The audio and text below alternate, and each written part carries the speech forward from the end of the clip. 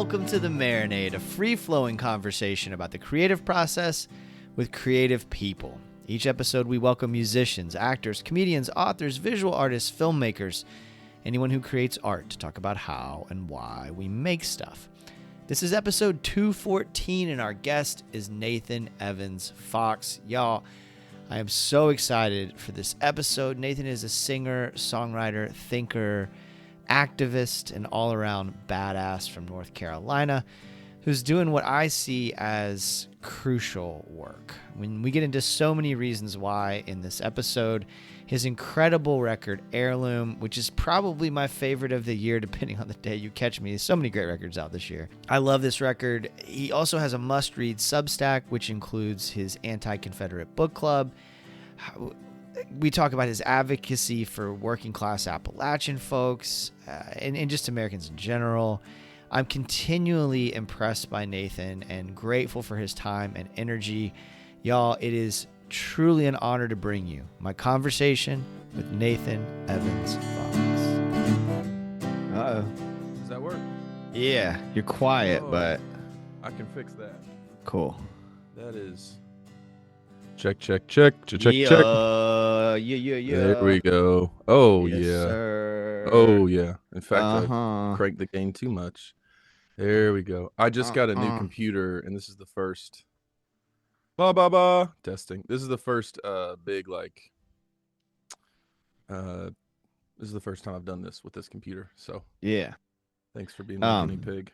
Hell yeah, man. Thanks for doing this. I am so stoked to talk to you. I have so much I want to discuss with you. And so, first of all, just thank you so much. Of course. Yeah, thank you. I got a copy of your incredible record, Heirloom, like right before you came to Florida. I unfortunately missed you on the run that you did with like Jordan Foley, my dear friend Jordan Foley. I want to say Kyle Keller played with y'all too. Yeah, he did. Yeah, those guys are the best. I saw him in Gainesville on Saturday. Got to hang with both of them. But yeah, we kind of missed each other. I was playing a show in St. Augustine, and then the next night you played in St. Augustine, and I had to come home and work and bullshit. You know, we'll get into work for sure. But this came like came in the mail like right before I left on that trip, and I just it's barely come out of my CD player in my car, dude. It is my favorite record of the year so far. It is an overwhelmingly beautiful piece of art, and I think it's an incredibly important piece of art. And I think what you're doing on so many fronts is the energy that we need. It is inspiring to me as someone who I think thinks about the world very similarly to you, is from a similar place. And just at the outset, I'm just really grateful that you're out here making music, doing what you're doing, saying the things you're saying.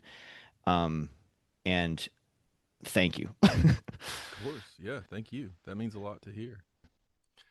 Thank you. That means a lot. I put a lot into that record, so it's been good to see that people have like recognized it. Honestly, I thought it might be my last one when I made it, so I wasn't really sure if it was going to be worth doing or not. Turns out it's been pretty well received. So okay, tell me about that then. Yeah. So, why did you think it might be the last one? I think I had tried a lot of different records. Like, well, I mean, this is like my fifth record. I had tried a lot of different things. And, you know, I'm like, I'm 36. I was 35 when I was making that record. I got kids now. You know, it's just, you kind of start to think like, I don't know if this is the way to do it. You know, it's not like I'm going to quit playing music, but like records are just a lot of work and a lot of money. And if you're not going to make the money back, or if you're not going to be able to tour it or whatever, like, it's kind of like, man, I could just put out a single every 2 years and write songs for myself and just play a couple gigs here and there that I want to do. But it's just a lot of work. It's a lot of work and a lot of money. And like, if music is just going to be a vanity project, I don't really want to do it. Man, I just got the mix back on the last song from my debut record, and I'm 45.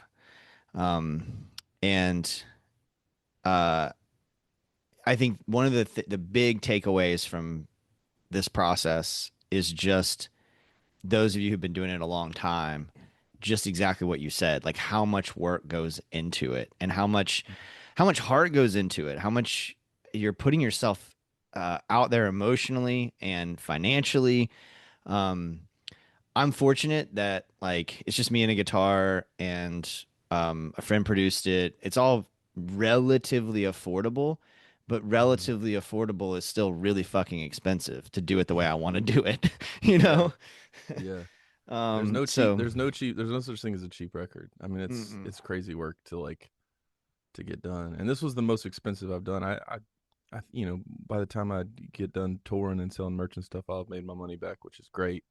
Mm. Um, but you know, I mean, the with the streaming era and all that, I mean, people aren't buying hard copies nearly at the rate they used to, let alone like downloading on iTunes or anything like that. So it's like you cannot you can make a cheap record, and it is very hard to still make your money back until you're like a pretty big artist and you're working at a kind of scale where like you'll have, you know, 10% of your base maybe buy vinyl and CDs, and that could pay for the production of a record. But that's a pretty big scale that you're at that point. Yeah.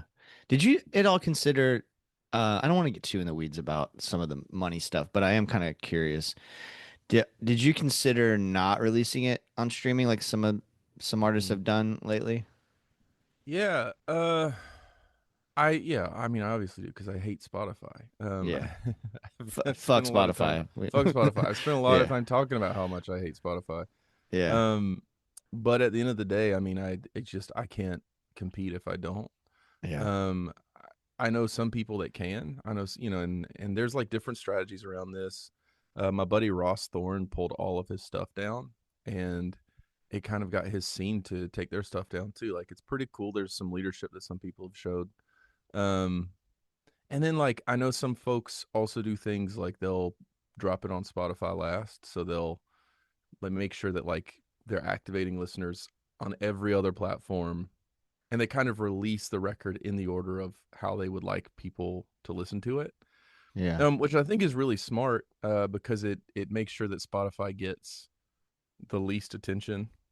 Um, which also, I mean, also in the news is that Tidal has decided that they're going to demonetize AI and let people cut it out entirely from their feed, which is pretty Yeah. dope. I made the switch to Spotify to Tidal about a year or two ago, and I know more people that are doing it. But yeah, I mean I've got to do it. I'm not King Gizzard, King Lizard, Wizard, Gizzard. You know that they took all their Yeah. stuff and put it on Bandcamp and they made more money. But jam bands have kind of a religious quality to them. You know, people will follow them and really buy in. And like country music is not that. People, you know, you leave as quickly as you arrived. Mm. So much in just that statement that I want to unpack. Leadership. You mentioned the word Mm-hmm. leadership. And as I see it from the outside and now, you know, getting to talk to you, um, you have taken on quite a bit of leadership, I think. And you know, in the way that you speak, the things that you speak on, your book club, how do you feel about your you as a leader? Are Mm-hmm. you comfortable in that space? Do you recognize yourself as such? Yeah, I don't. I'm having to very reluctantly because people are looking to me now a little bit. Hmm. Like I don't value. I mean, I'm pretty anti-authoritarian, so I don't. And I mean that. Like there are people who say it, and it's just because like they haven't been the one to wear the crown. I don't want crowns for anyone, Hmm. myself included.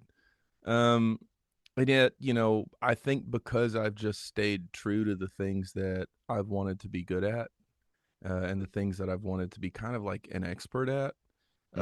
uh, that like I've found myself filling a niche that people have right now culturally.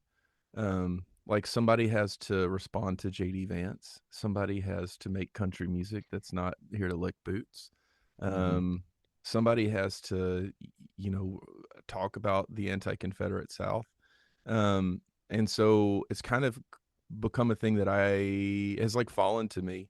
And so I'm reluctantly taking on the term leader just because people have started to look to me. I talk about this a lot in therapy actually, about how like I don't want people to have an image of me that's not just a peer. Um but I do have like a unique Mm. set of experiences and expertises that are like relevant right now. And I've built a little bit of a platform. Like people mess with me online. And so I mean I'm not like nobody's giving me a book deal or anything, but like Yeah. you know, when I do things, they take on like a role that's more than just kind of my private life or like my friendships.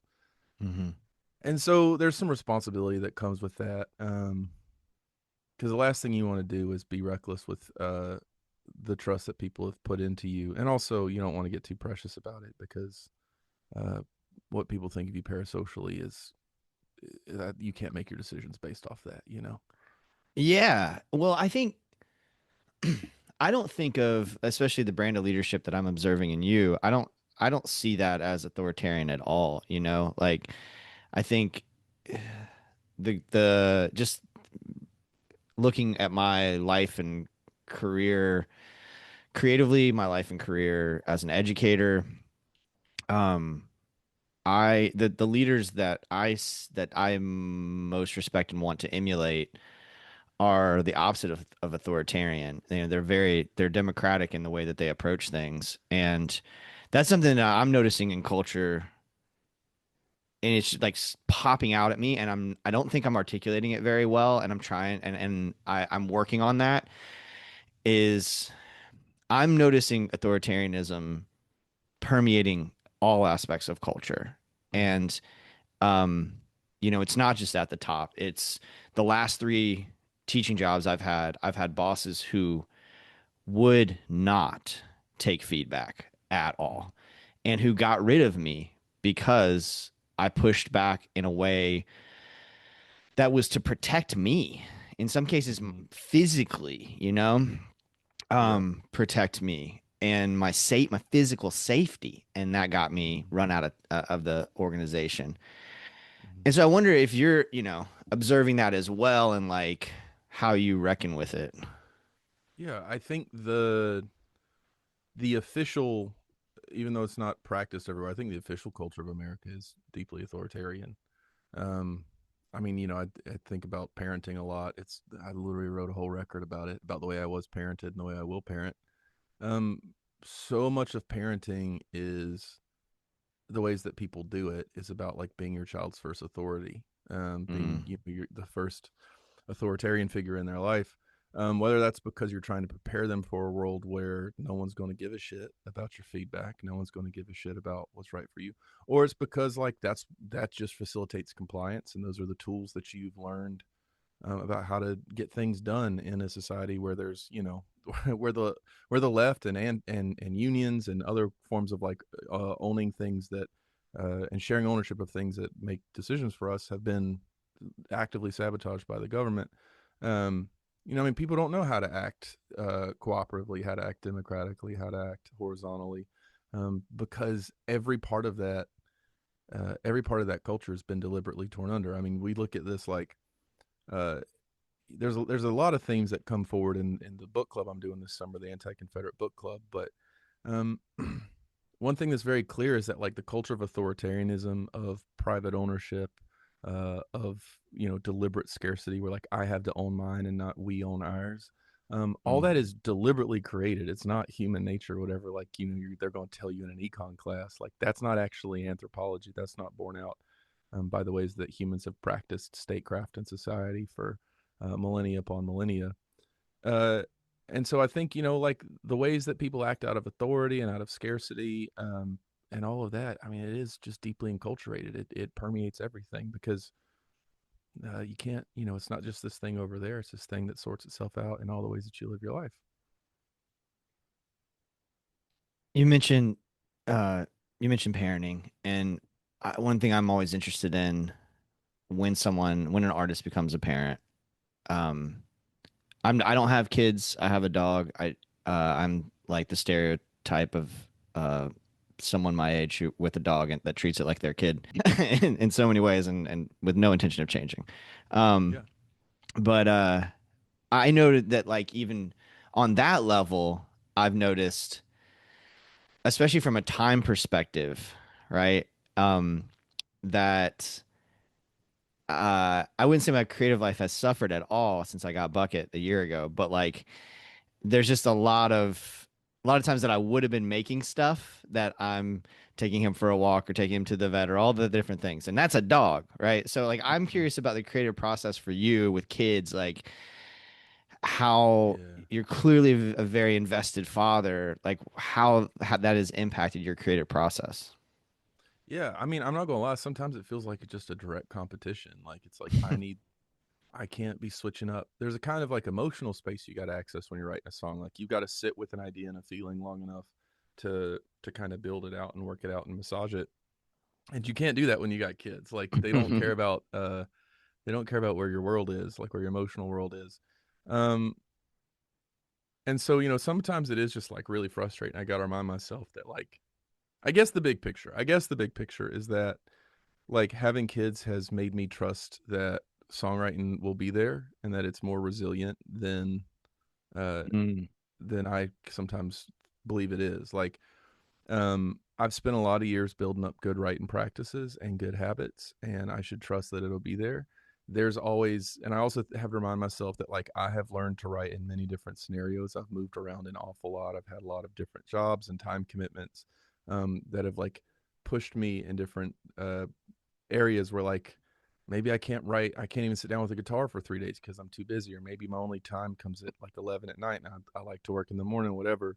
And I've always figured out a way to write songs. And so Mm. I just got to continue to be flexible and adapt. Like now I'm writing in like 10 to 20 minute snippets. There's no like sitting down and doing it. It's like, sometimes it's shorter. I mean, Hillbilly Hymn was written in 5 minutes. I got the first two verses as a two-step song on guitar. My now 3-year-old was like a year and a half, maybe two when that came out, and she ripped my guitar out of my hands because I wasn't paying attention to her because I was playing two-step riffs. Um,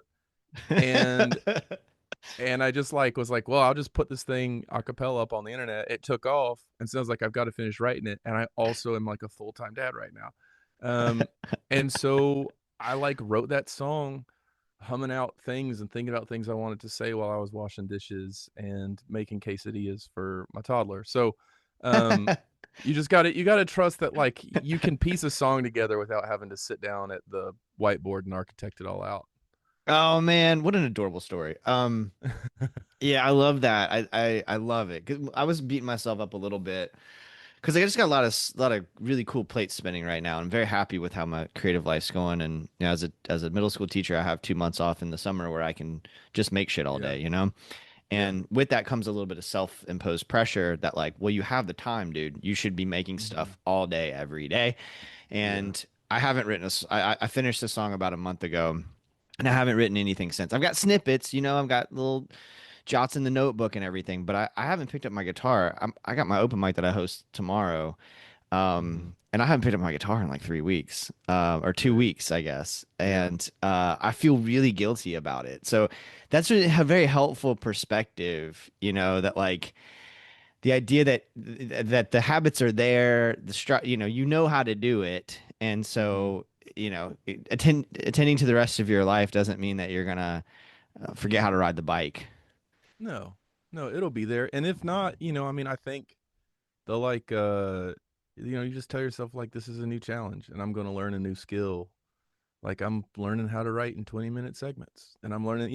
It's like I got a buddy who, and I've kind of picked this up a little bit. He writes a lot of songs in the car because he used to be a more or less solo traveling artist. And I'm not going to name his name because it's very illegal, but he would like get his guitar while he drove with his knees in his little Honda Fit. And like on the 12-hour drive to Kansas or whatever, would be like writing things. Uh-huh. Um, and you kind of learn like, when that's the amount of time you've got, that's the kind of like solo time you've got, you figure out how I'm going to like how do I workshop this in my head? And you learn the things that like you can like it's pretty cool to be able to like workshop a melody just by singing it over and over a cappella. There's something that's kind of interesting to that, and sometimes you can kick over a new stone doing that. or like sometimes that gives you more time to really think about the idea and get the like concept and the words really tightened up. So um just try, I think it's just good to not feel a doomer, to not be a doomer about writing. I will say the one thing I will absolutely say is that, at least for me, I was talking to my buddy about this other day, because I did have a little writer's block panic for the last 2 weeks.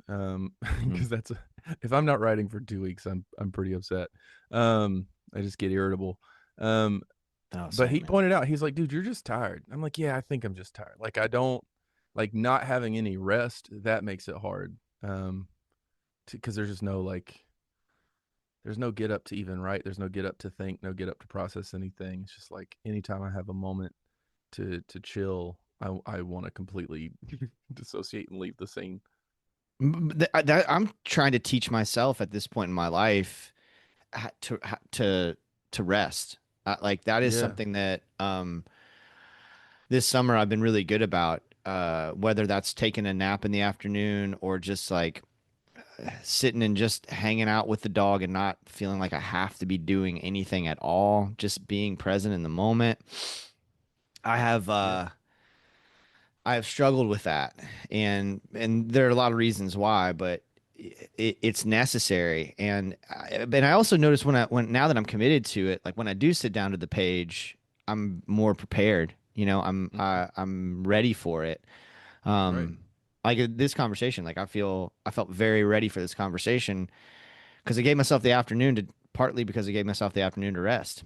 yeah, Like I didn't do much yeah, this a late morning, early afternoon. I just kind of sat around with the dog, trusted that I'd already done all the research. I've listened to this record 420 times or whatever it's been. I'm ready.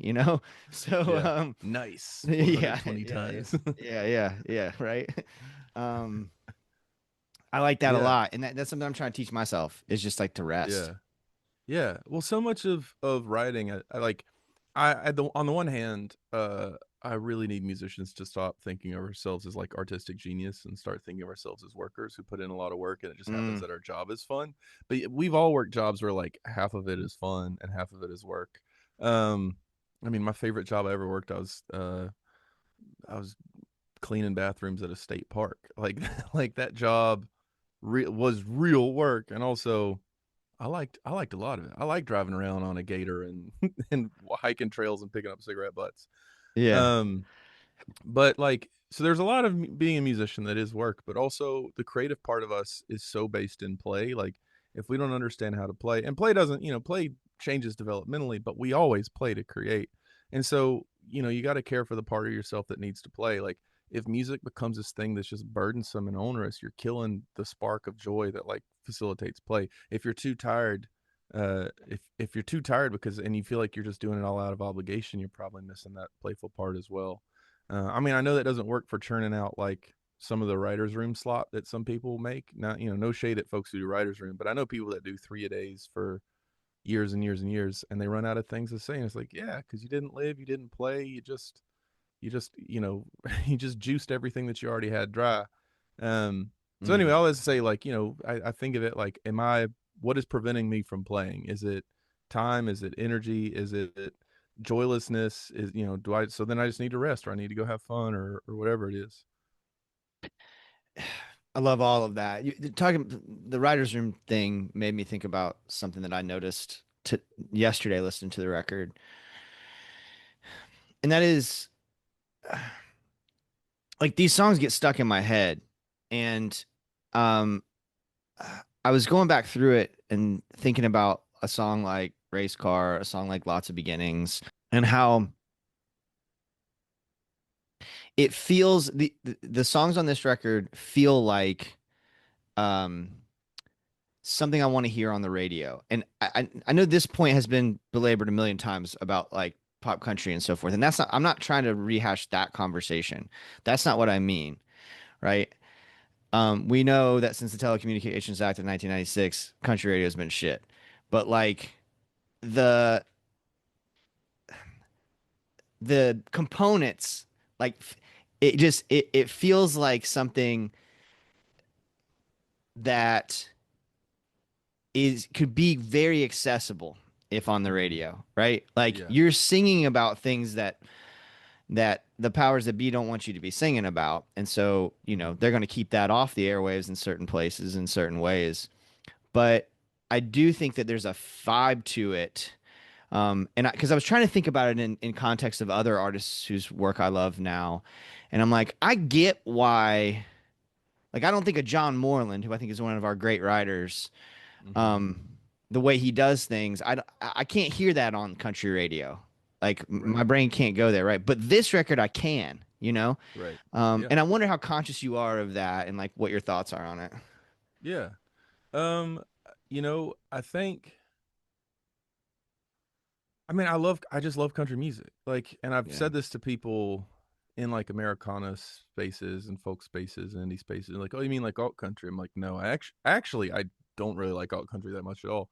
Mm. They're like, oh, you mean like the old stuff? I'm like, no, I like country music. Like, what do you? I'm like, no, I like country music. Like, I like Eric Church and Lainey Wilson, and like I like stuff that's top 40.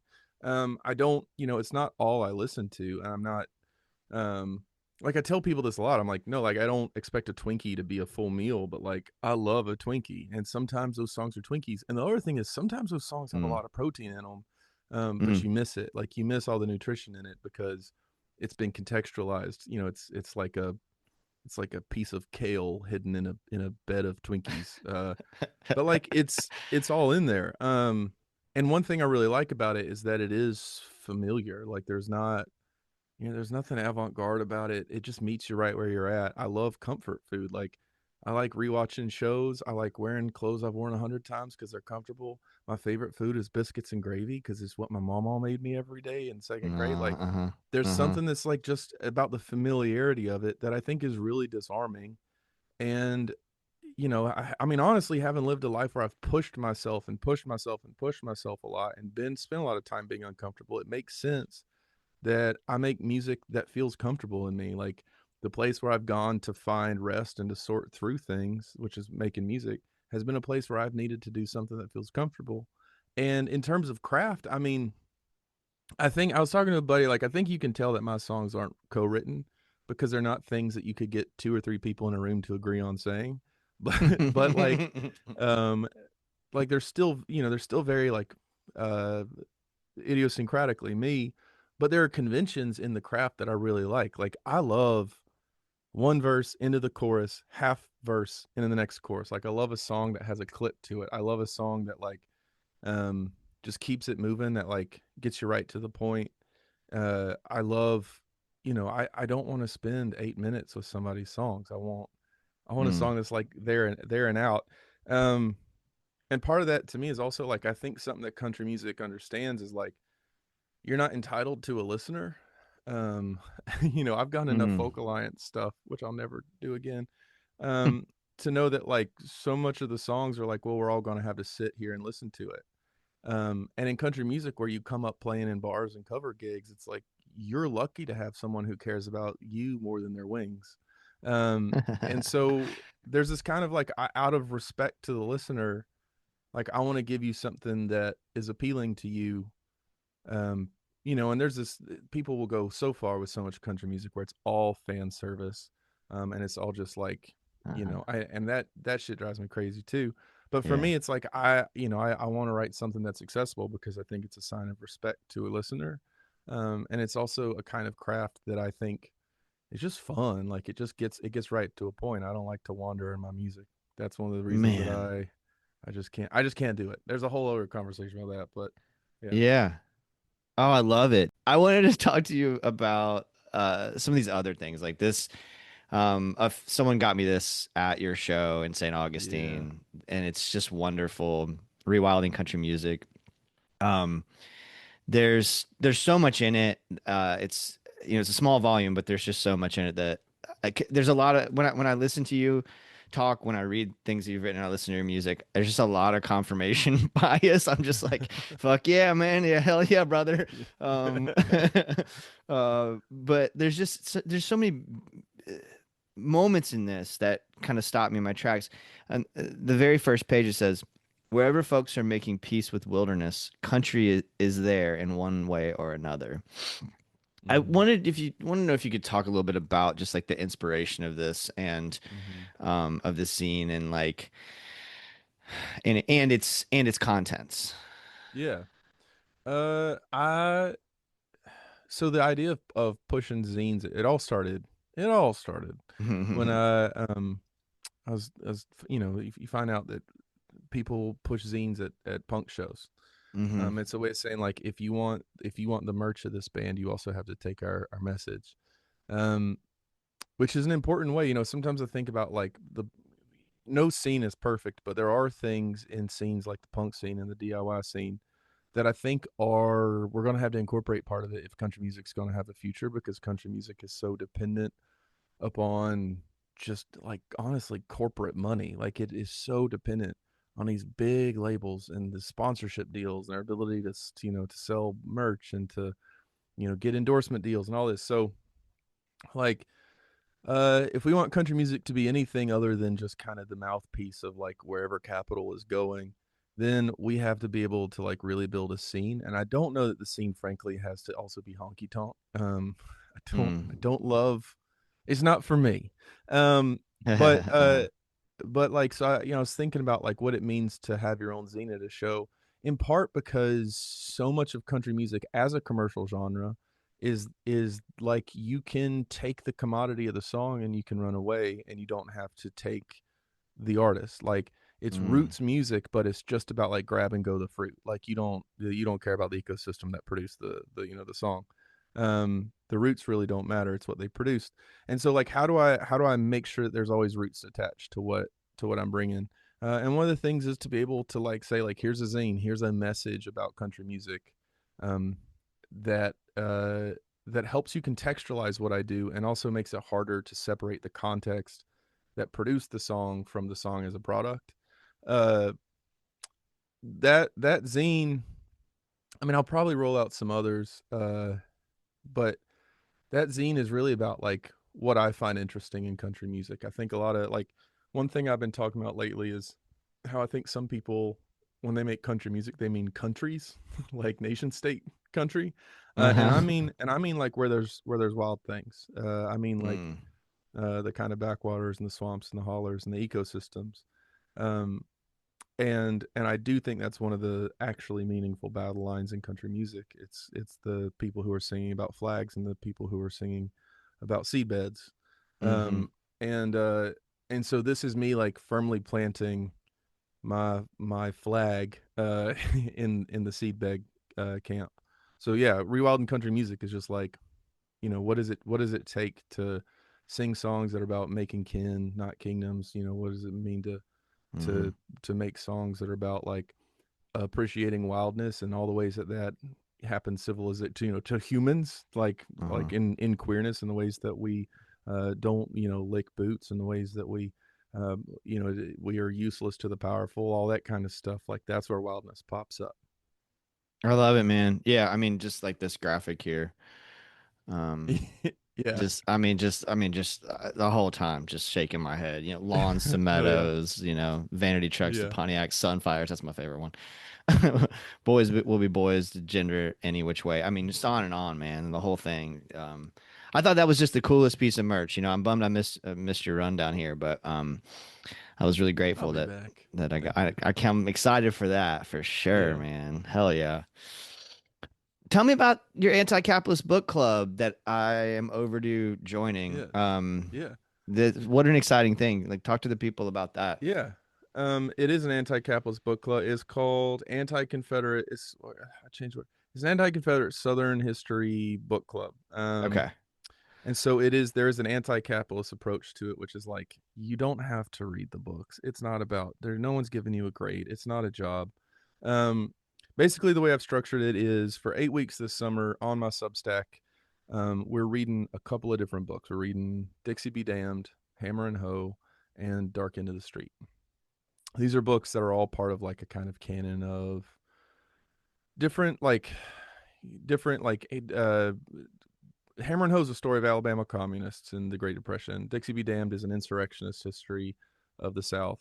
Dark Into the Street is the story of um, people who were organizing for Black liberation and for civil rights in a way that is deeper than the kind of respectability narrative that American kind of progress, like Libby conservative stuff. We all agree, like, oh yeah, things just get better in America. It cuts deeper than that. It cuts better than just being like America is a kind of um, moralizing force, and it gets to the ways that people pushed the arc of America towards some kind of racial justice, no matter how imperfect, imperfectly realized.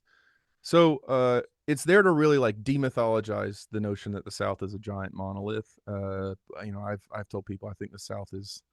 I've said a lot of things about the South, but I think it's like 50% apartheid state. Like it is the people that really the people that benefit from this order are a remarkably small handful of folks, and most of the folks in the South aren't even beholden to that order. The South is so queer and so black and so diverse.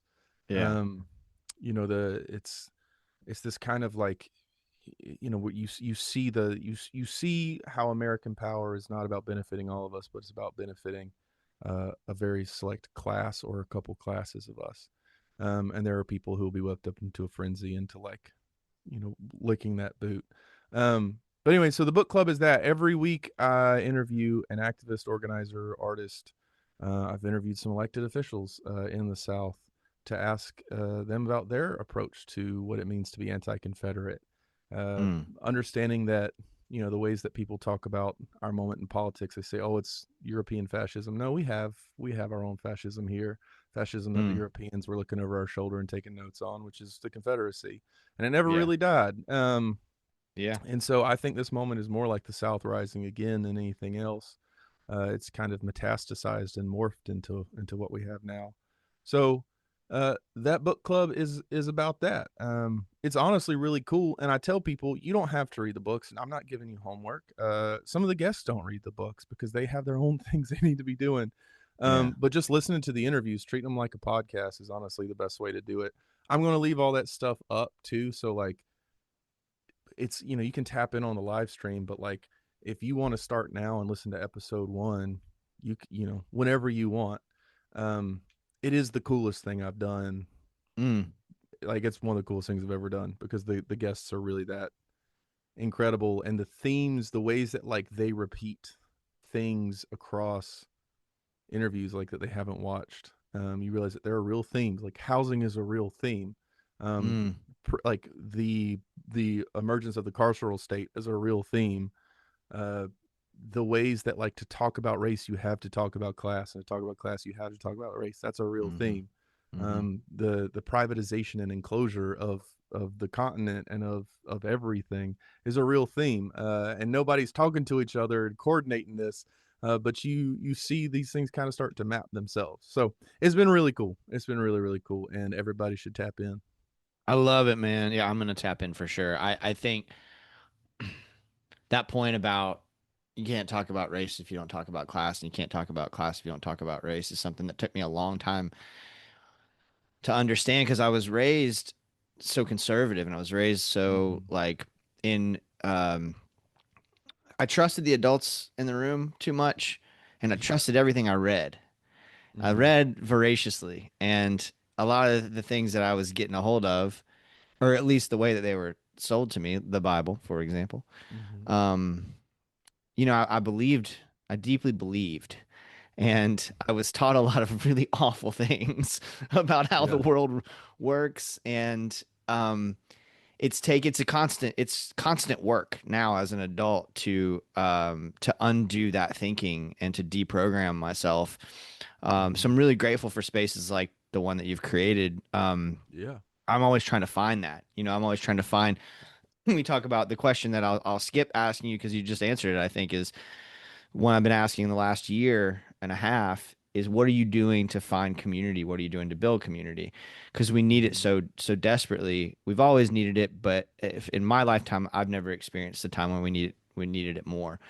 And the only way that I stay relatively optimistic is because of the community that I have around me, the community that I've helped build, the community I've tapped into, not just in my geographic location, but through conversations like this and through like-minded Mhm. folks around the country. Music specifically has been a savior for me in terms of staying optimistic because of how many great people.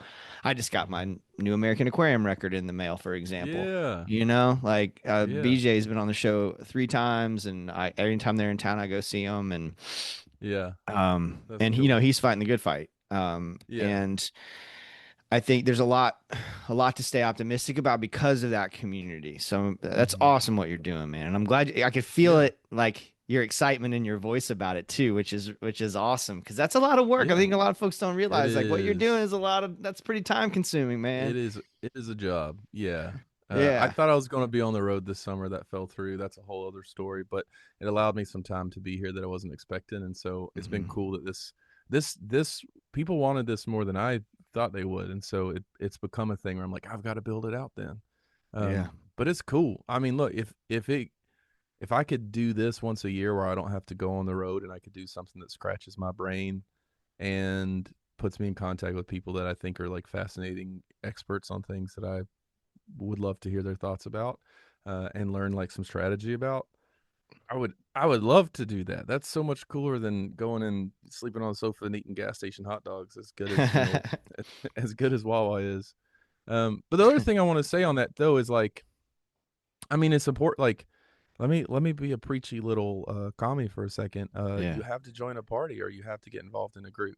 Like it really does matter, even therapeutically, to just like in the same way that like sometimes you gotta go to the gym to get some anxiety out. Like sometimes you gotta go and be with people building the society that you want to be a part of to get some of that angst out. Um, and like here in Nashville, I'm trying to join Nashville People's Budget Coalition because they're doing great work around social housing, and it's a big tent thing that is also abolitionist in its goals. Like that's cool. You can join the DSA, you can join the PSL, you can join like local organizations that are providing mutual aid. You can, in Tennessee, you can join the Equity Alliance. Like there's all kinds of things you can do. Um, but and even if it's only a little bit of time you can give to it here and there, it still is better than watching the world happen. Mm, yes. Let's say that. Yeah. Let's say Oh, yes. that. Um, you were recently on the Well Read podcast. Love Yeah. those guys. Trey's been a guest Yeah. on the show. Corey's been a guest on the show. I actually got to hang out with Drew briefly at Bonnaroo earlier Yeah. this Were month. you at what court? I was at Wood Court. Yeah, it was awesome. It was That's so cool. for folks listening. If just briefly, if you don't know, Drew Morgan, one of my favorite comedians and a buddy. Um, held this event called Wook Court. If you don't know what a Wook is, it's like a stereotypical festival person. Hmm. And to plenty of Wooks are offended by me just saying it that, but like, but all the things that you stereotype as a person who goes from festival to festival. And he did this Wook Court where you could bring your like grievances with other people at Yes. Bonnaroo. There was a And custody battle over a blow up duck. yep. There was And yeah. it was dude, it was amazing because that was like impromptu. That dude who had the duck crushed. Like and you could see on Drew's face he was like, "Holy shit, I can't believe this is happening." The compliment I gave Drew on that, and this talk about leadership. Well, the thing that stood out to me because it's hilarious, right? Like the whole thing's hilarious, Yeah. the premise is hilarious. Drew's hilarious. I feel so bad I can't remember the other guy's name, other comedian's name who played the judge, but he was awesome. Yeah. And the vibe was great. The tent was packed, right? It was in a tent out in Outeroo, and in for folks who haven't been, Outeroo's the campground. Um, and uh, the thing that really stood out to me was Drew did a great job of, and this is hard. He did a Hmm. great job of being the driver when he needed to be the driver Yeah. and taking a step back and letting other people shine when it was Yeah. time to let other people shine. Like there was a moment where this dude was accused of leaving the Rue bus, which is a podcast and an actual bus, leaving his Dungeons and Dragons game like all over the Rue bus, right? And he was like he just didn't have much to say, right? Like Right. in his own Yeah. defense.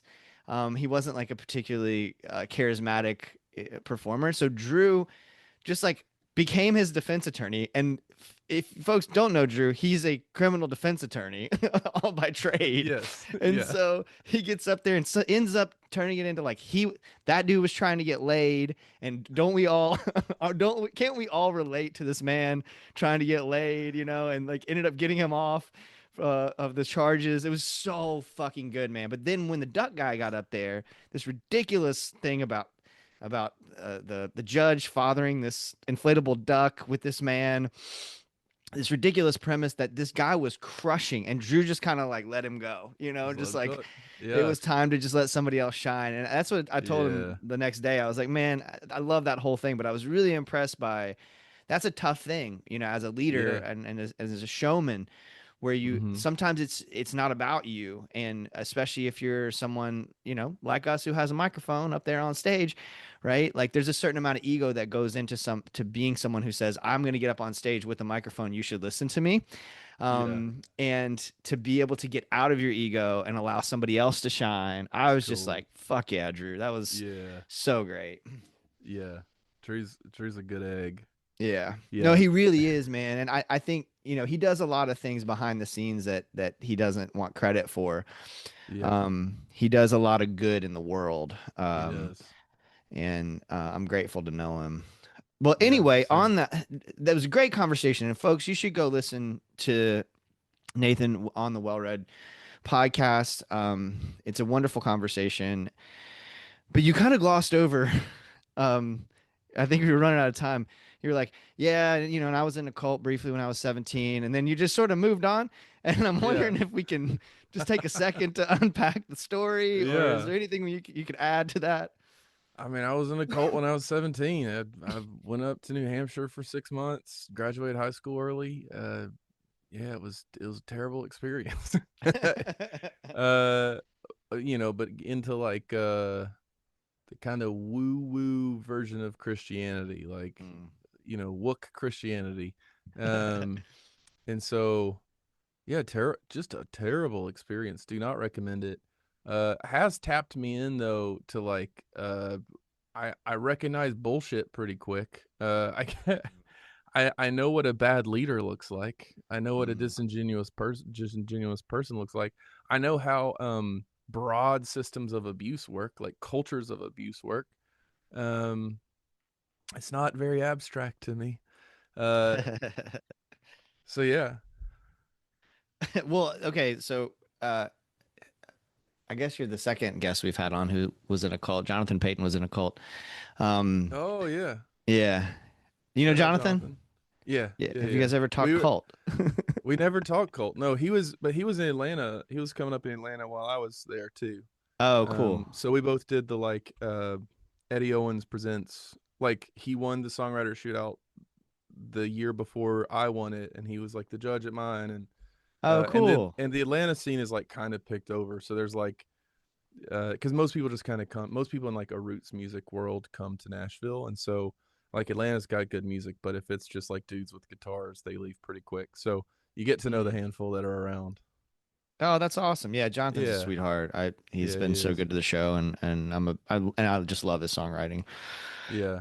Um, but yeah, he was in a cult, and one of the things that I asked him about that, like, having not been a cult member myself, is like the getting out of it. Was that an issue? Hmm.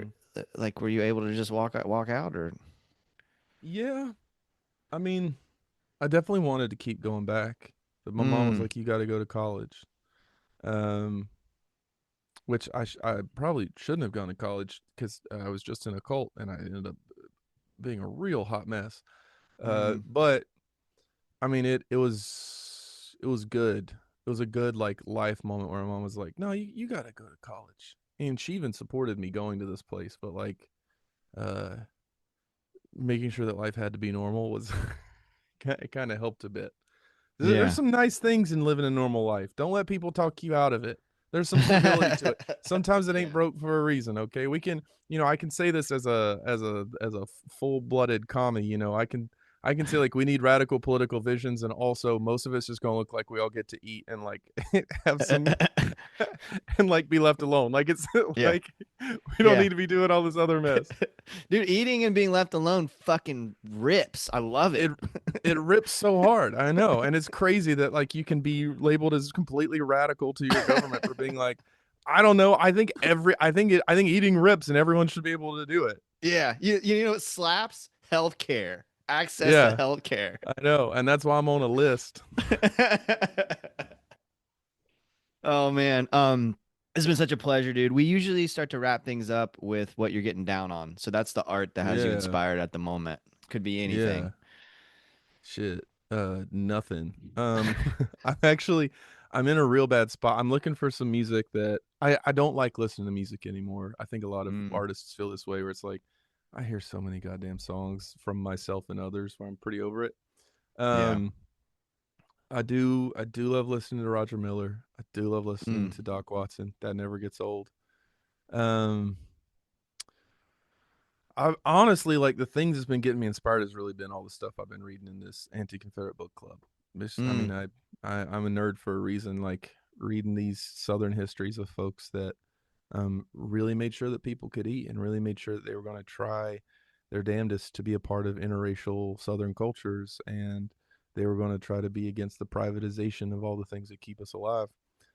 Those things are deeply surprising. Like they're cool stories and there's some action in them, but they also like, man, they make you feel seen by the historical record. Like huh. you find your place in this history where it's like I don't think because I grow up starved in American culture and in the narratives that we have where like nobody knows about the history of all the bad things, even like the Tulsa massacre or the Wilmington riots, let alone all the good things that have happened like the refugee or like the maroon communities in the Dismal Swamp and the Ogeechee Rebellion and all these things. uh you realize that like when you live in America, you got a lot of feeling, but you don't have a lot of place to put it, a lot of like stories to put it within. And so reading these stories is like, man, that's why I'm this way. And that's and or like that's how I make these politics, these things I care about, sound in my accent. You don't have to go read the Atlantic to have a conscience. um, there's ways that people have been doing the right thing in your vernacular, and it's actually a lot more meaningful and radical than any of that bullshit they're peddling in the Atlantic and trying to sell us on. Remember, they sold us. They remember who sold us Hillbilly Elegy. It wasn't the uh, conservatives. It wasn't, uh. and it wasn't the commies. It was the libs who ain't never met nobody. That's all I'm saying. But remember, JD Vance wasn't nobody without ungrass touched, uncorn fed coastal elites talking their shit. How's reading his new book going? It's absolutely goddamn awful.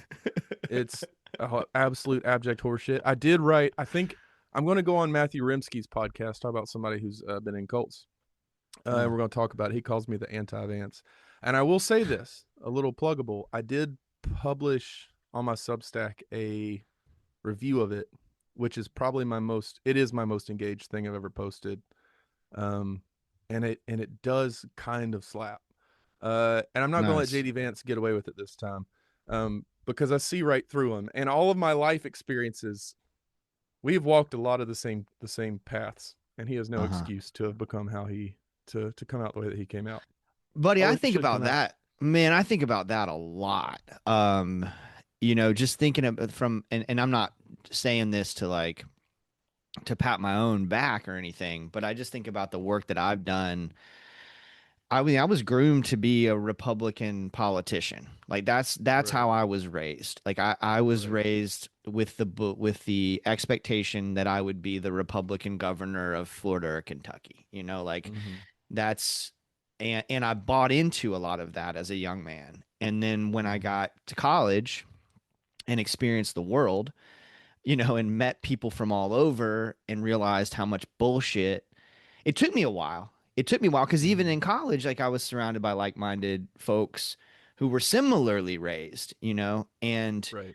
Um, and this is early 2000s, right? This is Iraq War, Bush era shit Mm-hmm. that I'm talking about, flag waving, times, Oh yeah.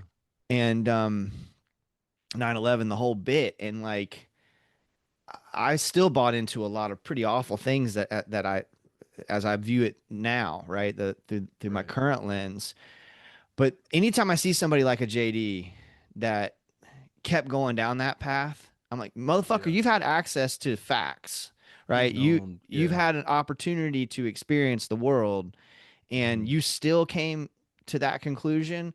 That Yeah. is a spineless motherfucker right there. It's that's the thing is like, I mean, I said it in one of the concluding paragraphs, but like, he's somebody that has spent so much of his career trying to say he's an everyman. And I need to remind everyone that very, very, very, very, very few of us have ever been in a situation where we could um, bomb a boat of Venezuelan fishermen. Yeah. Like, no matter how much you have advanced out of your quote unquote hillbilly roots, which he says he is, which is absolute horseshit. Um, no matter how far you've come out of that, there's like two people in the world, you know what I mean, that like have lived that journey. Most of us don't like, we can't get there and we don't have to. Like Yeah. there's no reason to find him relatable. His relatability just does nothing but kind of launder how awful and how morally alien he is from the rest of us. Yeah. I'm kind of Bless his like, heart. I know. Well, I just pulled up your Substack. It says, "Do not read JD Vance's new book. Read this review instead." It's true. Don't give the man any traffic. I love it. I'm going to read this instead. But man, you're buddy doing the Lord's work there, reading that fucking thing. I can't It was imagine. awful. But those are It the was kinds of awful. books like when I was a kid, those are the book, the Bill O'Reilly books and the Rush Limbaugh books and stuff like those were in Yeah. my hands, as a young Dang. man and like Yeah. um and reading that stuff looking back, I can't believe how many of those books I read. And it does uniquely position me to understand their bullshit, I think. Mm-hmm. Um but uh it is remarkable to me how many folks are still buying into that bullshit. And again, like we said at the beginning of this conversation, we don't have to spend much more time talking about JD Vance, but the the it makes me sick to my stomach that these people have had a chance to get out of their environment and to see the world. Because I totally get, like, if I'd stayed in my hometown, in my Mm-hmm. hometown, I say my hometown, I need to stop saying that because like recently came to this realization that like I spent as much time in Ocala, Florida, as I did in different places in Kentucky growing Mm-hmm. up. I always think about it that I grew up in Florida, but I was 8 when we moved to Florida, and I Mm-hmm. moved out of Ocala when I was 18. And I've been back and forth, just life has brought me back and forth. But in my brain, I grew up in Florida, but I kind of grew up in both places, right? I'm from Appalachia, and then I grew up in Central Florida to some extent. But I also spent some very formative years in Kentucky, in some very small communities. But the Yeah. town that I grew up in was especially insidious. And the second half of my upbringing, those mid-sized towns, all across the country. It's not just a southern thing, but the mid-sized town can be really dangerous because there's an isolationist kind of attitude about it. Mm-hmm. But there's also what I've observed in Ocala and other mid-sized towns, 45,000 people, that kind of thing, is that like there's an isolationist attitude, but there's also like not just within the community to the outside world, but also in little pockets of that community. Whereas like in really small towns, everybody bands together because you have to. You're not going to Mm-hmm. make it in a really small town if you don't come together and solve Right. problems. Whereas in those mid-sized towns, you can kind of like cordon yourself off from other people and not engage in community in a meaningful way. Um, Yeah. and I'm just so grateful I got out of that town, Yeah. because I think I could have continued to hold a lot of attitudes like a JD Vance does if I hadn't gotten out and seen the world and traveled abroad and experienced things. Mm-hmm. Hopefully that makes sense. But something I think about a Yeah. lot. Yeah. No, it's the truth. Um, dude, Heirloom, incredible.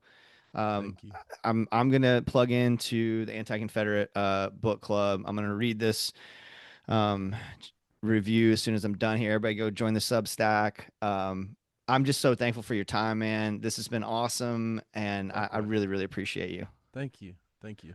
I appreciate it. Awesome. It's good to catch up. Yeah. Yeah. Yeah, hell yeah. Yeah, this was I knew it was gonna be good, but it's Yeah. I'm glad it was so good. Yeah. All right, bud. Have a great rest of your day, Cool. man. Thank you. You too. Yes, Take sir. care. Thank you. Bye-bye. Bye.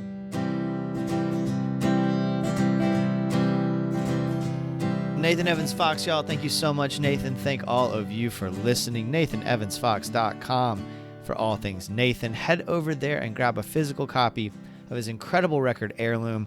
Subscribe to his Substack, MarinadePodcast.com for all things The Marinade. Follow us on all the social. Subscribe and give us a 5-star rating on your podcast app. Tell a friend about the show. These are all free ways to support The Marinade. If you go do that right now while you're listening, it would mean so much to us and cost so little of your time and energy. Also, follow Life's Greatest Hits on Instagram so you can get updates about my other podcast with my dear friend Jordan Foley.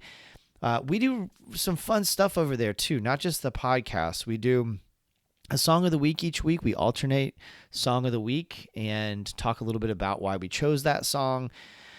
We also, on Fridays, most Fridays, we release the records that we're excited about that were dropped that day. It's a fun way to connect, fun way to celebrate music, and maybe get introduced to somebody that you're not familiar with, or maybe get reintroduced to somebody who you listened to but kind of fallen away from. If you really like what we're doing with this Marinade thing, y'all, please consider joining our Patreon community. For just $2 a month, you can gain access to Patreon exclusive content like our show Jason's Journey, where I talk about the moments that shape my creative life and provide a window into the process of making the Marinade. If you've ever been curious about Patreon, you can try a free trial. See if you like it. No pressure. Try it for 7 days. Set a reminder on your phone in case you want to cancel and keep going if you dig it. Don't care for Patreon? Hey, if you just want to support the show financially and you don't want to commit to a monthly subscription, I totally get that. You can Venmo or PayPal us. It's just at The Marinade. But that said, on the Patreon right now, I have 2 new tiers. So if you, just for 1 month, you contribute $20, you're going to get a t-shirt. And that t-shirt is going to be a Jason Earl music t-shirt. Because if you haven't heard yet, I'm making a record of my original tunes. My dear friend Chris Belcher is producing, engineering, doing all the cool stuff.